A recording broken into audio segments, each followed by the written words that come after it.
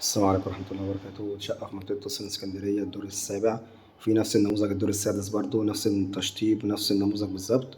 أسانسير اتحاد ملاك، 3 عدادات، عداد مية وكهرباء ولا ايه، والجاز موجود في العمارة على التوصيل عشان الشقة والسكن. ده عندنا ريسبشن اهوت، شقة بسم الله ما شاء الله عليها، تشطيب عريس زي ما احنا شايفين، كلها جبسون بورد، شغل عالي جدا. شقة ناصية مفيهاش حاجة على منور خالص. ريسبشن معانا قطعتين اهوت ما شاء الله عليه. دي مكتبة اهيت للشاشة، ده شباك على الشارع. شقة هي ناصية مفيهاش حاجة على مناور، ده الشارع بتاع المنور.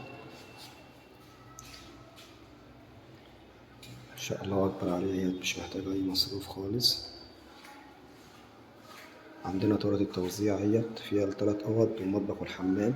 دي كده عندنا أول غرفة اهيت، أوضة أطفال ما شاء الله عليها اهيت، تشطيبها روعة جدا. الشقة كلها على الشارع، مفيش حاجة على مناور. دي عندنا الغرفة التانية برضو على الشارع اهيت، أوضة ما شاء الله عليها برضو مرتاحة جدا زي ما احنا شايفين كده على الشارع برضو. عندنا المطبخ والحمام اهوت، ده المطبخ ما شاء الله، ده التلاجة والبوتاجاز، الغسالة تحت الرخامة، المطبخ اهوت مرتاح. ده الحمام اهوت، قاعدة وبانيو وحوض، بانيو وقاعدة وحوض مرتاحين اهوت. هذا المكان كله راكب بي اس.